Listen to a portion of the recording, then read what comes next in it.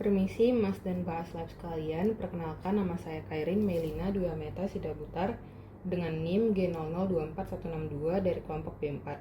Di sini saya akan menyampaikan laporan praktikum anatomi 1.3 yang kedua. Untuk soalnya, Randy adalah seorang mahasiswa yang sangat gemar menghadiri acara makan bersama, terutama di restoran dengan konsep all you can eat. Namun, pada suatu kesempatan, Randy merasa tidak nyaman karena cepat merasa kenyang padahal baru saja memulai makannya. Hal ini membuatnya khawatir ada yang tidak normal dalam sistem pencernaannya. Sebagai teman yang baik, jelasin ke Randy tentang traktus digestivus superior, mulai dari mulut sampai lambung, serta gimana kompensasi sphincter dan gerakan pencernaan saat dia lagi makan rakus di all you can eat. Nah, secara umum, traktus digestivus superior ini itu terdiri mulai dari kavitas oris, faring itu orofaring, kemudian ada esophagus, ada pars cervicalis, pars thoracica, dan pars abdominalis. Kemudian ada gaster dan kemudian nanti ada sedikit bagian dari intestinum tenue yaitu duodenum. Tapi di sini kita akan bahas mulai dari kavitas oris sampai pada gaster. Yang pertama, di kavitas oris ataupun rongga mulut ini tuh bisa dibagi menjadi dua, yaitu vestibulum oris yang di sini. Nah, di bagian antara dari bagian belakang bibir itu sampai ke bagian gusi yang sini tuh nama rongga itu vestibulum oris. Sementara di bagian sini semuanya itu ada kavitas oris propria. Nah, yang pertama ada yang akan kita bahas yaitu batas-batas kavitas oris. Anteriornya itu ada rima oris, kemudian posteriornya ada isthmus fossium ataupun oropharyngeum, kemudian superiornya ada palatum durum dan palatum mole, inferiornya ada diafragma oris, lateralnya ada corpus adiposum bucce, ada processus alveolaris mandibulae et maxilla. Kemudian vestibulum oris ini tuh batasnya ada anterolateral, superior, dorsal, dan inferior. Kemudian kavitas oris propria juga ada batas superior, anterolateral, basis, dan posterior. Selanjutnya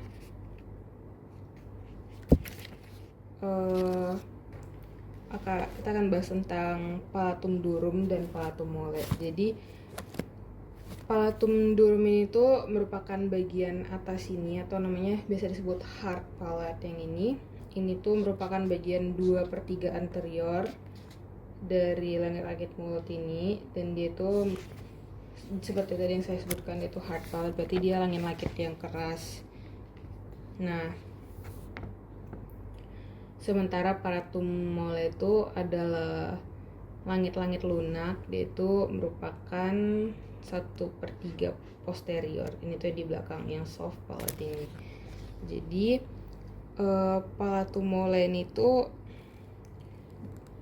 disusun oleh musculi palatini et fossium yang melekat pada bagian posterior. Nah, ada 5 otot yang melekat pada palatum durum yang biasa disingkat dengan telepup. Yang pertama itu ada musculus tensor veli palatini, musculus levator veli palatini, kemudian ada musculus palatoglossus, kemudian ada musculus uvulae, dan musculus palatopharyngeus. Selanjutnya itu ada bagian lingua atau lidah yang di bawah ini. Nah, bagian lidah ini tuh dorsumnya terdiri dari 2 bagian, yaitu ada pars presulcalis linguae itu 2/3 anterior. Dia tuh akan dipisahkan dengan pars postsulcalis linguae atau 1/3 posterior oleh sulcus terminalis. Jadi ada sulcus terminalis nanti di bagian sini membentuk seperti huruf V gitu. Nah, bagian 2/3 anterior, di depannya itu nanti bakalan jadi pars presvocalis, dan bagian sepertiga posterior di belakangnya itu bakalan jadi pars postvocalis. Nah, di bagian 2/3 anterior itu terdapat papila-papila, sementara di bagian sepertiga posteriornya itu ada plica glossoepiglotica mediana dan lateralis, kemudian ada vallecula epiglotica dan fossa piriformis. Di antara sulcus terminalis ini tuh ada pada bagian apexnya terdapat foramen cecum linguae yang merupakan obliterasi dari ductus thyroglossus yang menutup sebelum lahir. Kemudian selanjutnya di lidah ini tuh ada otot-otot. Yang pertama ada yang otot intrinsik yang di dalam ini tuh ada musculus longitudinalis superior dan inferior, ada musculus transversus linguae, kemudian ada musculus verticalis linguae yang dinervasi oleh nervus hypoglossus atau nervus 12. Kemudian ada musculi extrinsic linguae yang di luar. Ini tuh fungsinya otot yang di luar untuk menggerakkan lidah.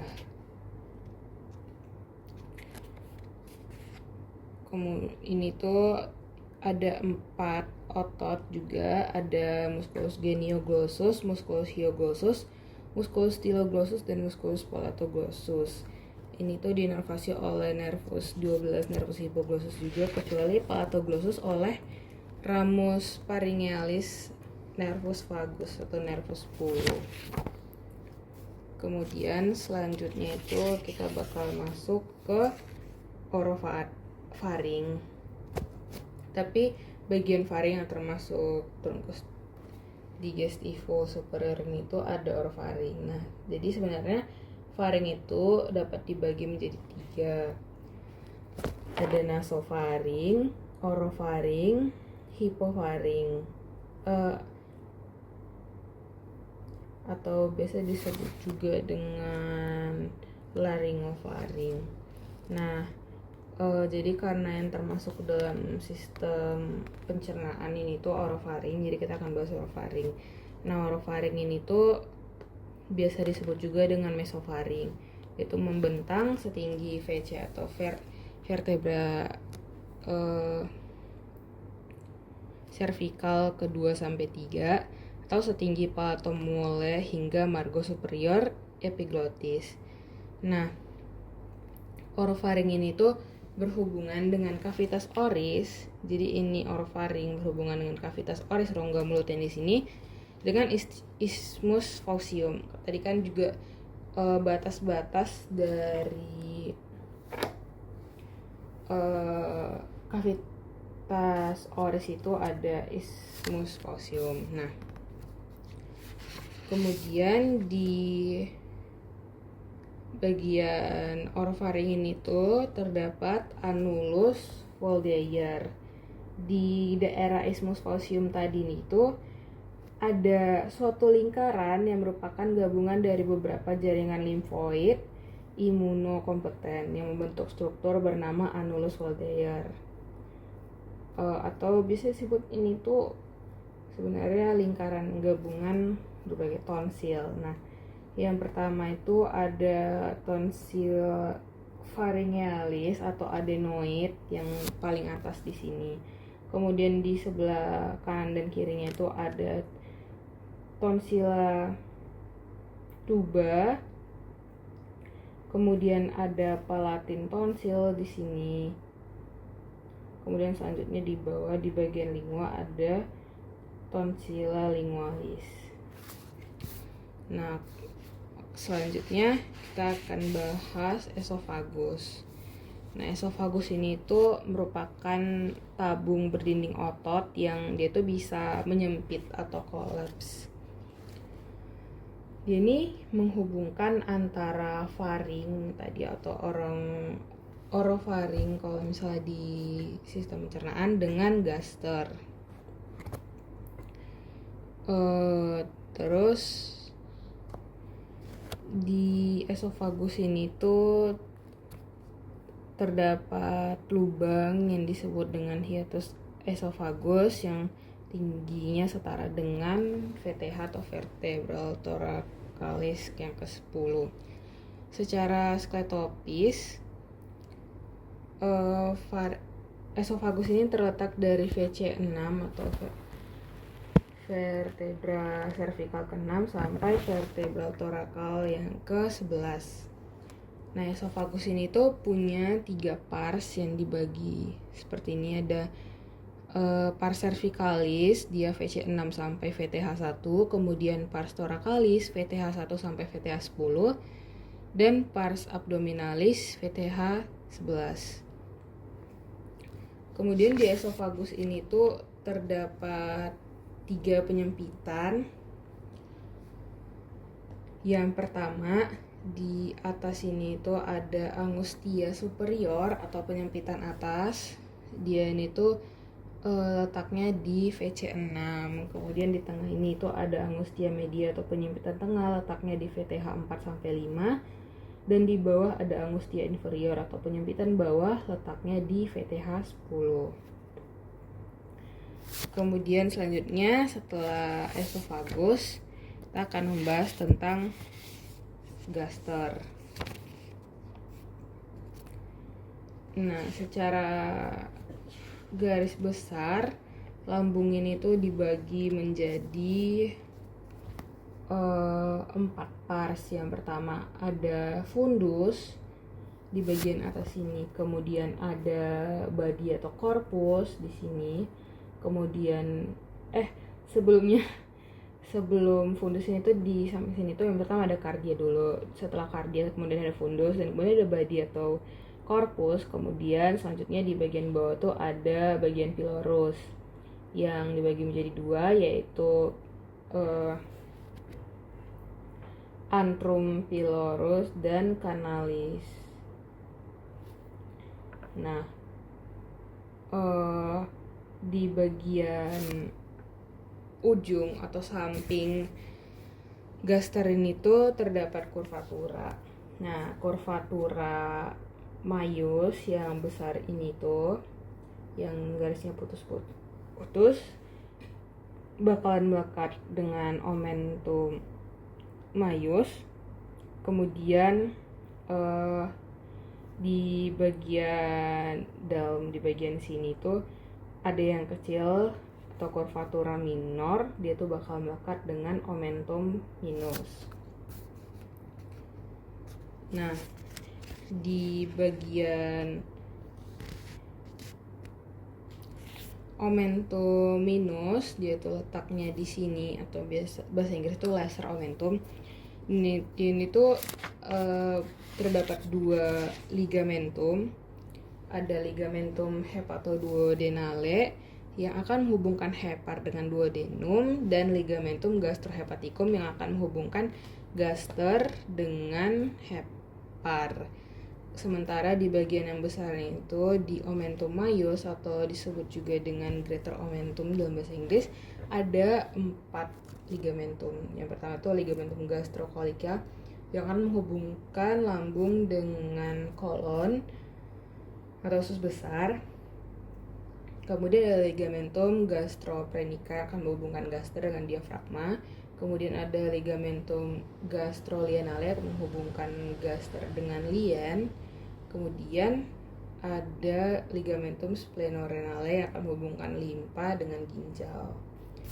Ini yang besar ini tuh, karena dia lebih besar maka dia lebih banyak ligamentumnya di dalam, lebih banyak mencakup dari organ-organ viscera ini. Kemudian selanjutnya kita akan bahas gerakan pencernaan. Jadi untuk mencerna makanan itu, nanti makanannya bakal masuk ke dalam kohum oris atau ke dalam rongga mulut, dan kemudian bakalan dikunyah dan dicerna dengan enzim yang ada di mulut, kemudian akan ditelan, didorong ke belakang oleh lidah. Nah, saat makan itu epiglotis kita itu akan terbuka, dan kemudian makanan akan masuk ke dalam esofagus. Nah, saat esofagusnya direlaksasi, makanan kan dia tetap terbuka gitu ya, kayak tabung itu terbuka, jadi makanan itu bisa lewat masuk ke dalam gitu. Nah, kemudian setelah itu bakalan esofagus ini kan punya otot sphincter tuh. Nah, dia itu tadi seperti dijelaskan di esofagus itu dia tuh punya ada US atau upper esophageal sphincter dan ini ada LS lower esophageal sphincter. Nah, setelah dia masuk itu nanti esofagusnya ini tuh bakalan kontraksi. Setelah makanan lewat, esofagusnya bakal kontraksi biar makan tuh kedorong masuk ke dalam. Kemudian bakalan gitu terus sampai, nah itu namanya peristaltik kan, sampai makanannya sampai di lambung. Nah, saat makanannya sampai di lambung itu nanti setelah sampai di lambung, di sini tuh nanti bakal ada lower esophageal sphincter yang bakalan menutup agar makanan itu nanti nggak naik lagi ke atas.